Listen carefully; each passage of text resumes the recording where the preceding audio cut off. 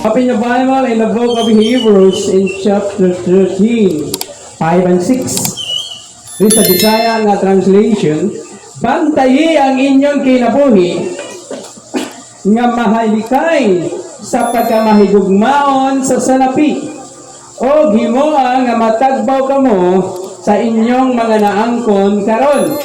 Kay siya gayod mao ang nag-ingon, dili ko gayod ikaw pasagdan o biyan. Busa makaingon kita nga masaligon, ang Ginoo mao ang akong magtatabang. Dili ako mahadlok unsa may mahimo sa tawo.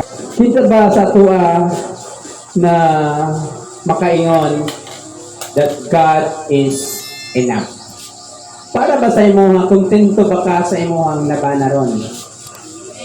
Makaingon ka, di na ko mangita, dili po ko, di na ko kitungagan or ilisan. Kontento ba ka sa imong bakagwapa? Kontento ba ka sa panalangin nagihatag sa Ginoo sa imo? Matod pa sa Hebrews in 13 verse 5, bantayi ang imong kinabuhi nga mahilikay ka sa pagkahigugmaon sa salapi o himoa nga matagbaw kamo sa inyong mga naangkon karon. Kay nasayod mao ang nagaingon, dili ko gayud ikaw pasagdan o biyaan. Ang atong mensahe nagaingon, God is enough. Kung ginakanta sa mga American Christian singer, Christ is enough for me. Isa nakabaluan na. Diba din ang iyang ending, I have decided to follow Jesus. If God is enough sa imo makadecide yung ka ng mga lagad. Kung ang asawa o bana ni mo enough sa imo bisan na apay chat niya, nag-ingon, hello, hi, ain't got no way. Na anak ko, partner. Di ba? Labi na kung gwapa kayo, gwapa mong profile, talagang kayo ang muad. But anyway, sa akong pagpangalagad sa Ginoo, kontento na ba ka? Enough ba ang Ginoo o kulang paglaing Ginoo? Pila ba na yung Ginoo, Pastor? Kapag nato ang Deuteronomy, ingon sa Ginoo sa Israel, remember your God is one. Ano man, nagsan man kayo Diyos sa Palestinian, Diyos sa mga Ammonite. That's why, this morning, atong pamalandungan, ang title na gayon, God is enough. God wants us to understand that He is all that we need. Tama kong topic. Gusto sa Ginoo na makasabot ta na ang Diyos maudyod ang tanan natong gikinahanglan. Yes, kinahanglan nato pagkaon. Tama ba? Kinahanglan nato kwarta. Kinahanglan nato na ay magmahal. Kinahanglan nato na ay mo atiman. Kinahanglan nato na ay mga musta para mapil nato na naapay bili. Amen? So say may mga tayo na mag-imot-imot tayo, di na hinundon sa kuha. Ya magpuspos pa ka dito, mag-mighting, Diyos, di ba? But dapat masabtan nato na naay Diyos na walay ginapasulabi. Wala gilantaw sa Ginoo kung ang ngayon baka sa ugma, ang gilantaw sa Ginoo ang sakripisyo niya para sa imo. God wants us to understand that He is all that we need. Gusto sa Ginoo na makasabot ta na siya ang tanan natong gikinahanglan. He will never leave you nor forsake you, and to make us several changes in our way of life. Dili ang Ginoo mo biya. Kita lang mo biya. Muna ginaingon sa Facebook, Ginoo ray di ka balo mo biya. Di ba? Kaagi mo tagibiyaan, pero ang Ginoo dili ka balo mo biya. Tapos makaingon ka, God is enough. Kung ego ang Ginoo sa imo dili jud ka muundang mga lagad. Na naman, nakasabot man ka na saan ang Ginoo, He will provide. Nakasabot man ta ng Ginoo nagaingon, di na katalikdan, di bukan niya bayaan. Amen? So na mga butang, pipila ka mga butang na ato karon na matun-an, may tungod sa atong ginahisgotan that God is enough. Na ay tulo ka R para masabtan nato kung inak ang Dios, kung igo ang Dios para sa imo na ay tulo ka ar na himuon nato. Ito pa ang ar na radyo. Anyway, number 1 and verse 5, first passage. Pantayi ang imong kinabuhi. Ina imong kagat imong katupad. Pantayi ang imong kinabuhi. Then, nga malikay ka sa paghigugma sa salapi. Kinanglan nato ang kwarta. Amen? Kay walay butang, walay mga baligya na ihatag nimo kung di nimo palitan. Gawas na kay Manino eh. Number 1, if God is enough. First, renounce covetousness. Ano sa ang word na renounce? Talikdan, payaan. Ano sa ang word na covetousness? Paghigugma sa kwarta. Dili daotan ng kwarta. Ang daotan, igugmaon nimo ang kwarta. Bantayi ang inyong kinabuhi nga mahilikay kamo sa paghigugma sa salapi. Gusto sa ginamasayod ta that God cares about our conversation. Ang Ginoo na ay pakialam sa ato ang kinabuhi. Kung tanaw na to ang words na conversation, it is our talk. But in our own English, it refers to our way of life, character, or behavior. Unsa ba nga itong way of life? Unsa ba itong character? Unsa ba itong kamatasan? Are we cheaser? Kanang dagukod o kwarta? Hello, kabalo dito sa kamatuoran, pwede ka baguhon sa kwarta.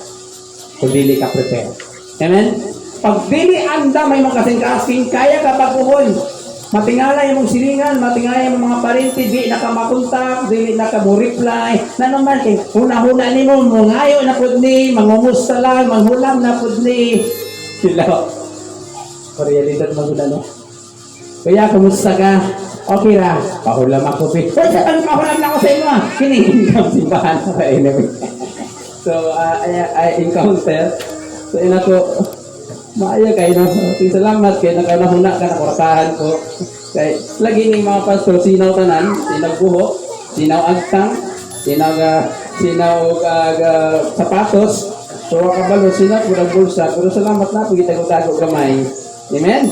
But anyway, if God is enough, gusto sa Ginoo na himuon nato to renounce, talikdan, kontrolon nato na dili ta mohigugma sa kwarta. Yes, as I said kanina, walay tao na wala ka kinahanglan ng kwarta. Muna ingon ni Rene Cristas, huwag naman sana yung pera ang magbago sa iyo. Di ba? Batang kang pansa nawala, pero nakasagibili ng mga words. If you are a Christian, the way you live as a testimony for or against Christ, your life is only Bible that many people will ever read. Kung Kristohanon ta, ang atong kaugalingon sama sa Bible na mabasa, makahibalo sila na Kristohanon man na siya. Nano lagi na, wala grabing trabaho, buntag, Lunes, gato sa Domingo, tumingon sa Kristohanon siya. Sanahita po, pag magkasakit na po, pasulo ng Ginoo. Hello? Ang tao nagalandaw sa tuwa, yes, kailangan ito mo trabaho. Pero ang Ginoo, sana kaadlaw ang iyang ginahangyo. Ningon ang Bible in Romans chapter 12 verse 1, I beseech you, brethren. Nagpakiluoy ang Ginoo. Daghang kayo ang nagalandaw sa tuwa, sikat kayo ta, sikat pa kay diwata. Nadaghang kayo nagalanta, yung silingan walang daan, may pants na ka. Wow, grabe ka people, matog simbahan, hiway kaon. Sa kabalo na ay gilong ang pastor dito. God wants us to live without covetousness. Gusto sa Ginoo na magkinabuhi ta, na dili ta mahigugmaon og salapi. The word covetousness, as I said kanina, is specifically to the love of money. 1 Timothy in chapter 6 verse 10, for the love of money is the root of all evil. Loving money is there of all evil. Amen? Kung nahigong man at tagkwarta, money is not evil, but we all need money to survive in this world. Tama ba? Yung mga tagkwarta, masurvive na. When we get out focus, at mawala sa focus of doing the will of God, and face it on earning more money, we have begun to love money. Mawala ka sa focus. Then ang imong una-una, paano ka maka-income? Hello? Tanan himuon nimo para maka-income ka. Then mawala ka sa will ni Lord, tinabot ang panahon na dili na ka matuulan. Pag mahadlok na ka, muhatag sa Ginoo. Sayang. Ipaning kamutan ako ni, ipulawan ako ni, ihatag ra diha. Pero kung love mo sa Lord, nakahibalo ka na if you give, in the Bible say more to receive. Amen? Muna ang Luke 6:38, ginadasok, nag-aawas na panalangin. Kung love ni mo ang Lord, dili ka mahadlok mo share sa imong panalangin. If we make a decision based in financial gain and not in the will of God, we have to begin to love money. Kasi ang muhimo tag decision, depende sa tumbor sa pag-ana nimo. Ay, Lord, wala ko ikwarta. Wala ko ikapalit. Manarbaho sa ko, Lord. Absent ako, hindi makatubig. Manarbaho sa ko. Para makakwarta ko. Pero kung imong decision based in the will of God, nakaibalong ka in Matthew 6:33, seek ye first the kingdom of God and His righteousness, and all these things shall be added unto you. That's the matter na wala nimo ginugma ang kwarta. Pero kinahanglan nimo ang kwarta. Then ingon sa Ginoo, all these things shall be added. Number 1, if God is enough, talikti ang pagdugma sa kwarta. And napatian na ito ganin na money is not bad. Kung sa mga dautan, kung tigugmaon ni mong kwarta. Sa pagpangalagod sa Ginoo, yes, kailangan na ito magtipit. Kung unsa imo ang paliton ka ng kinahanglanon lang, pero sa paghatag sa Ginoo, walay tihik-tihik ni. Kung gusto mo ka tihik-tihik, ipo ang panalangin sa Ginoo, halahin mo Pero don't question God. Lord, anong maula niya ako ang nabilin? Ino sa Ginoo, pila na imong gihatag na pa rin mangunguma. Mo tanong mag-isa ka salmon, mo harvest o gima ka truck. Tagi na mo, anak. Pag mo harvest ka o ingon na anak, na wala ko ka nagtanong, tatawag anak. Dili ikaw nagtanong, ikaw mo harvest ang tawag anak. Pangatan. Tingnan sa Bible, kung sakit kayong Malachias 3 verse 10, no? 7 to 10. Namingon po kayo ng Ginoo sa mga Israelites. Actually, mga Israelites sa atong panahon karon is our partnership. Sa ilaha tong BIR, ilaha tong tax. Pero kung gusto jud ka, if God is enough, dili ka mahadlok mo hatag sa Ginoo. Na naman, walay pagkahulog ang nasa Ginoo.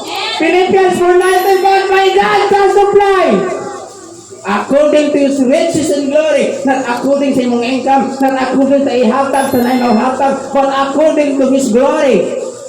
Kung awas na, kana ko nakaila ka sa Ginoo. Pero kung wala ka nakaila sa Ginoo, mahadlok ka. Kung mahadlok ka muhatag, kunya ko, anak ko ipalit ko niya sudan. Hapag na ko niya. Damo ka muhatag. Do you remember kay Prophet Elijah? Na ay 3.5 years na gutom sa ilang panahon. Tinaay babae nga balo na naisa kahakop nga harina o usa ka tulo nga oil. Mingon ang propeta sa yaha, tagaay kog pagkaon, ingon sa babae, sus oy, kabalo pa ka namunit ko dito no do. Kunya amunin luto ko niya, mga matay na mi. Ingon ni sa prophet Elijah, unahar ako, Ginoo oray bahala sa imo.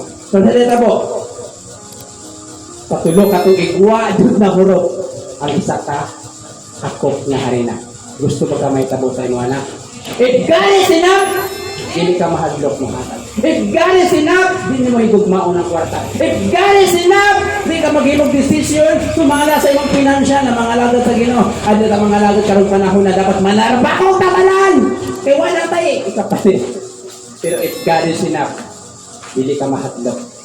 Musupply ang Diyos. 7 years na ko diri, may trabaho, wak ako namatay. Ganun ha. God will provide. Ingon sa 1 Corinthians chapter 9, ang nagawali sa Ebanghelyo, magakuha sa iyang giwalihan. So, salamat sa inyong kinabuhi. God is enough? Ayaw higugma ang kwarta. If God is enough, ayaw hadlok o hatag. Na naman, pag mahadlok ka, nakahibalo ang ginuna kay trabaho. Nakahibalo ang ginuna yung kwarta mo, abutin mo. Pero di sa maingon, wala yung hatag ka. Ang kuno sa Ginoo mo, decide ka, Lord, ako di sa kung gugma sa imo, ihatag na ako ni. Because I never love money, but I miss money. Because you are enough for me. Pero kung if God is not enough for you, tago-tago di ka diha. Kasi ay, kukusin mo ang mga anak, wala na kay kwarta. Na naman, wala protection. Basta ihikaw ni mo, itihig na to ang kwarta na dapat ihatag para sa Ginoo. So I'm sure, walay pastor na makaso mo. Walay pastor na mutalikod. Hello? Pastor, karoon na ba? That is the reality. Amen? Ano naghangkag simbahan, walay pastor? Ano man, mahadlok ang membro mo share. May pasig mo kaon si pastor ko. Ato sa kisisi, ato kisim, ang membro dito sa balay. Oh, ginamo sa takaron. Tama ba? But if God is enough, di ka mahadlok mo hatag. Na naman, wala may pagkahurot ang naa sa Ginoo. Ingon niya, He will supply. He will supply. Siksik at liglig at umaapa. Kana, kung enough ang Diyos sa imo. Kung enough ang Diyos, dili ka mabalaka. Tayo mo provide ang Ginoo. Ikadua, verse 5 again. Og himoa nga magtagbaw ka mo sa inyong naangkon karon. Ano sa bang naa sa imo? Kada niya atubang si Moises sa Ginoo, nangutana ang Ginoo kay Moses, what is in your hand? Ayun si Moses, kahoy. Tungkod. So, can you imagine, ang ordinaryo na kahoy na ibunan sa mga alaga, nihimog milagro. Kung sa bang naa sa imo? Ay, sa naasay mo Lord, kung kwarta sa ako ang anak, kuhaon sa nako to. I remember na yung sa story. Na yung sa inahan, naghihatag iyang kwarta sa simbahan. Karon ang anak wala kabalo. Gibawi sa anak ang kwarta. Kaya dili man to, kwarta sa inahan, kwarta sa naghihatag. Natakura ba kayong kwarta ha? Nagka-problema sila. Okay, libo-libo ra ba to? Na naman, anong pa man yan, di man ito iya, ang gusto sa Ginoo kung sa'y naa sa imo ay itong kwarta sa imo ang abana na di-prepare para sa bugas nyo niya, katong di-prepare nimo, kung ihatag. Amen? Tapos sa pala, bagang planuhan naman agad. Ay na ako'y kwarta rin, pag-abot sa simbahan, pangitaon nimo to asa itong gamay-gamay rin, uy, naa! 5. So, ang panalangin nimo na bubalik, even 20 mil imo ang bulan, 5 rapot ang katumbag sa inyong 20 mil. Number 2, if God is enough, restore contentment. Hello? Kung igo ang Diyos sa imo ha, kabalo ka makontenta. Ang pagkakontento, wala na nag-ingo na di na ka maglungag. Kontento na ako, karuwa ko nilungag. Ang tawag na kontento, kung unsay naari sa imo ha, gina-enjoy ni mo. Halagang, akong silingan, may palit o litsong ganina. Huwag matikwarta, pangutang. Panawa, nagka-problema ka. Ang natawag na contented, kung unsa ang naa sa inyong balay, available sa inyong kusina, available sa inyong mismong panimalay, i-enjoy, lutuan. Kita ka pa na niyagi ang kuan. Agi sa. Saman, pwede utang sa na, sunod tuig nagbayad. Wala ko na ingon na da utang ng mga utang kay tanan ta may utang. Di ba? Pero ang punto dire kanang pangitaon ng bising wala. Ang mga ginikanan, mga anak ninyo, di ba? Muligid-ligid, kapalo may kwarta pa utong yun. Hello? Palitin ko alam mo! Ngunang nanay, pa mo tayo kwarta tumoy? Bahala ka diya mapalitin ko anak. Di ba? Masarap sa mama, mag-uol. Hala, pangitag, pwede niya diskartihan kay yung anak naglangi. But, kita na mga dagko, salamat dagko naman tanong. Di natapos ka mo yaka-yaka na sila lang, kilain lang tawan. So, kinanglan sa tuwa ng mga anak sa Ginoo, kabalo ta makontento. It means, ingon sa Bible, and verse 5, ang tingon niya, o himoa nga matagbaw ka mo sa inyong naangkon karon. Wala nang ingon na di ka muliho. Wala po nang ingon na di ka manarbaho. Ingon pa sa matagbaw. Nawa man ka naglihok, it means katong kaya sa imong kursa, kaya sa imong nga katakos, kaya sa imong abilidad na makuha ni makuhaan. Hello? Kaya kung di mo kaya, mag-away mo sa mong bana. Ano man? Huwag kayo kagod bisita. Kundi ay, kapaningang tanan. Nawa ka palo imong bana. Hello? Ito naka-relate diha. Na masyak na lang imong partner na na-resibo. Kung sa man eh, pangutan na yung mga asawa. Number 2, if God is enough, restore contentment. What you have is what God gave you. We are to be content in which such thing as we have. We may not have what others have. Wala man nato usahay na naasa uban wala sa tuwa. But we have what God given us. Dili tanan naasa silingan na apod sa imo. May mga time po na naasa ilaha wala sa imo pero naagyahatag ang Ginoo na igo sa imo ha. Amen. Ang imong kagwapa igo na. Ano pagparito kiniha, di ba? Kasi magastusan ta kay gatubli ato ang BB face, iskino, pagbulag sa init, namo na! Addiction, no? O di ba na, binag-ingon na di ka na pagwapa? Kaya pag-ulag yung mga modelo sa TV, makit-ani mo, hamis cake na mo, o di ay hamis na daan to. Dipili ko nila itong mga hamis na para pagpakita sa TV, hamis kayo. Nakita po muna ng kwarta. Pero wala ko na ingon na di mo pagwapa, ha? Pwede mo ilitan yung mga bana, pero actually, pag-pick ko lang ang inyong bana sa Ginoo, di na mo inis, di ko na idugang. Number 2, restore contentment. If God is enough. Contentment is being satisfied with what God has already graciously provided. Ang kontento na ginaingon, matagbaw ka sa unsa manggutang nagihatag diha kanimo. Amen? Hello? Enough ba ang Diyos sa inyo, ha? Kung unsa ang naa sa imong balay, imong kusina, walang lutuan. Hello? Usahay kay may pagkakapulan po na, pala, dito, tao pamahaw sa McDo, paniuto sa Jollibee, panihapon sa mga inasal, sana kayo, mga dito, wala ko'y kwarta, asa niya, dito, gihurot na. Ano mo, palit kag manok dira, imo ang na-i-fry niya, para mga paig na at least barato lang yung gasto. Ano? So, importante kayo, be contented. So, Andre, kinahanglan, being satisfied with what God has already graciously provided. It is being able to say, I have enough. Makaingon sa iko na ni, kung kabalo ka mo enjoy, kung unsay naasay mo. If we are living in God's will, we are to be content with first the health na atay may nga panlawas, nagihatag sa tuwa, incomes He provide. Ilaw, kinsa na yung mga trabaho niya. Magpasalamat ka sa Ginoo. And the standard of living He enables. So, pasalamatan nato sa Ginoo. Then, i-enjoy nato. Kaya di na to makita ang bili sa usa ka butang. So, dili na to gamitan. Amen? Kaya sa nila, i-enjoy sa nawa. Pag mo nasuot, pag nakot ka, anawa, masyur imong budgeting. Papasuot ka sa tanan. Daan naman niyo. Basta mo sa kuha, daan na ni, pala na ni katuig. Palitan na ako ni, kana wala ko din nasuot, kaya napod ka. So, wala idautan anak. Pero ano mong budgeting ba, maguba? Mura na nagkaon ka na, mag-diet ko, karoon, hindi na Elitson. Kalinti, sunod ako kung mag-diet. Adobo na po. Sunod ko kumanan. Ba na po, apretada. Wala, guba ang diet. It means you know how to content it. Di ba? Inabang Diyos sa imo, ha? So, i-enjoy kung unsay naasay mo, ha? Makaproblema manggunta ka na naasa ilaha kwaon sa nimo.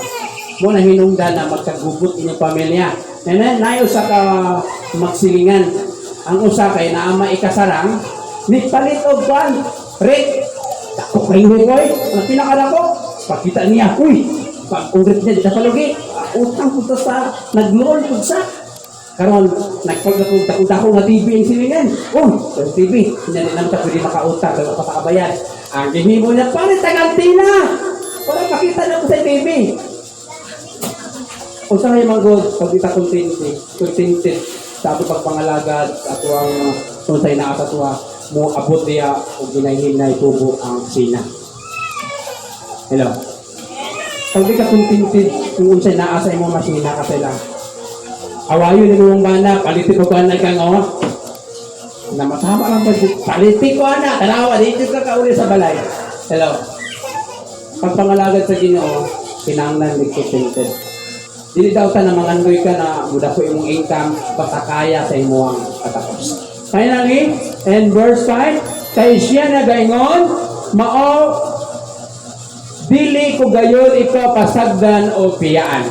Number 1, una, first renounce covetousness, talikdi ang pagkahigugmaon sa kwarta. Ikaduha, restore contentment, ibalik ang imuhang pagkakontento. Muna usahay dahil sa pamilya ang nangaguba, kaya hindi ka ba lumakontento? Diba? Daghang mga anak ang kaloy, pareha sa kuha. 5 years old pa lang ko, bibiyaan ako sa kirikanan. Muna usahay ng maging alam, may patamanhin ko gamay. Kawain ako kipalangga. That's why, ayaw makasuko sa kuha, usahay di ko kulong palangga. Tudlong iko pagpalangga. Ano na akong palangga? Palangga sa ginawa. Ikatulo, renew confidence. If God is enough, dapat na kayo pagtalig sa inyo. Kung ego para sa imo ay mong bana, saligi ang katakos sa imong bana. Kaya sakit po na sa dugon sa bana. Ikaw katapunan kay ka, tanaway mo pa dito mong pareho, dapat kay income. Sa meta mo, makakuway mo. Diba? Sa kagyana. Na kasama ano ba na ikaw, pag trabaho, tanaw mo si ko ang sarili doon, lamig kayo ang iyang asawa, nakapanicure pa, pag-upayahang buhok, nakaribal, matangon ako ani, makuha na ko galans loob, dala sa lubi. I remember sa high school pa ko, tama ko ikapalit, maligo ko na, usap, daan, lubi, wala pa sumat. Buntang na yun diri. Kunya, paabot sa bahan, sino kayo? Anak na, uy, naana si Magsayo, lunch low, lana sa lubi. Pero ang lamok, kung subay ka sunod-sunod. So mga isuhan ang punto dere, renew confidence. Focus on the sufficiency in God. Pag mawala imong focus sa Diyos, ang imong kinabuhi, magsilabuang. Pag mawala imong focus sa Ginoo, imong makita firme, imong kauban. Yan at sa pao. Di ba? Sa kagyana, makita niyo pirmi ang mali sa imong kauban sa pangalagan. Pero kung mag-focus sa Ginoo, di ka kita. Kung may tingnan ka, nagadasman na siya, nagabalang-balang na yung kinabuhi, di ka kita. Ano man, kay Jesus mga natanaw. Mutama pa kag-agak kung matumba. Pero kung mag-focus na ka sa iyahan, di na sa Ginoo, pag matumba, tiwasan ka niyo mo. Taga-taga, manday ka, kapag pangalaga sa Ginoo, kinanglan na itong focus. Renew confidence. Dapat ibalik ang iyong pagsalig. Ingon ang Bible, I will never leave you nor forsake you. Atong simbahan diri atong buraton, I'm sure like katuyuan nila. Pero ang saad sa Ginoo, di tatalikdan, di po sa bayaan. Kita lang ang nagkatalikod, kita lang ang nagkabiya. Amen? Walay biyay ni, walay talikdan ni, padayon ta antod sa bisaad sa Ginoo. He promised to never forsake you. God will never ever forsake you or leave you behind or abandon you. God is all we need. Gano'n ba sa pagtindog ang tanan?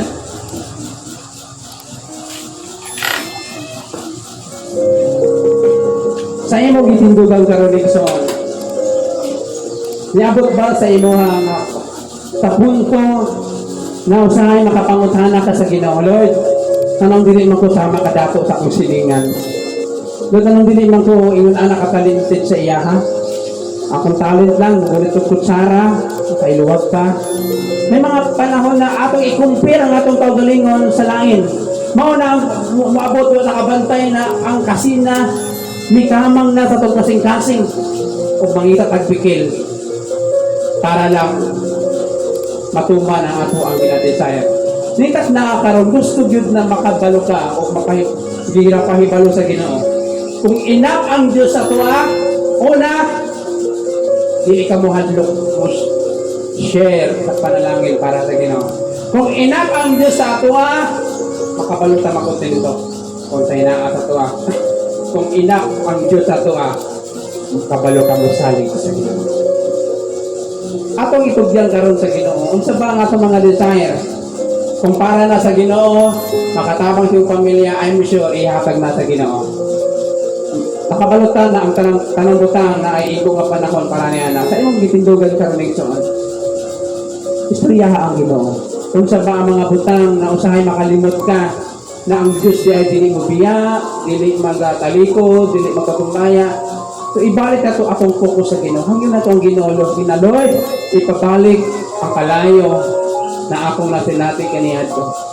So tabangi ko, na dili nung kumulingi, para dili ko maisama sa asawa nila. So dili na ko ma-enjoy ang gihatag ni mo nga panalangin. So tabangi mo mga katawhan. Lord, dili malilong ang imuhang buluhaton. Dili matago ang mga kasakit. Dili matago ang mga kasubo. Dili matago ang kabalakag kahadlok. Apan tabangi kami, Lord, na bisag unsa pa kadako ang challenge. Dili na mo ihikaw. Kung unsa man ang para sa imo kaya nakasulat pa kasulatan ang Caesar, ang para kay Caesar, ihatag kay Caesar, o ang Diyos, ang para sa Diyos. Matabangi kami na makabatong kami kaisog, na makapadayon, labaw sa tanang Ginoo, ma-enjoy na mo, kung sa man naasa mo, Lord. Makontento kami sa among kinabuhi. Makontento kami, Lord. I-enjoy na mo, itagbawo na mo, kung unsa man ang gihatag na mo. Help us, Lord, to discover na ma-discover na mo na naaming mga pinasahi ng mga talent, namin pinasahi, mga panalangin, na naara sa mo ang panimalay, among pamilya o sa ka-blessing, among mga higala, o labaw sa tanan, na makasimba kami, taliwala sa mga problema, o sa di ka na kong panalangin, na dapat na mo i-enjoy, Lord, kaya dilitanan kita kag-oportunidad na makasunod sa simbahan. E-bless ang mapag-idulubog kasing-kasing Ginoo. Salamat that you are enough for us. In Jesus' name. Amen.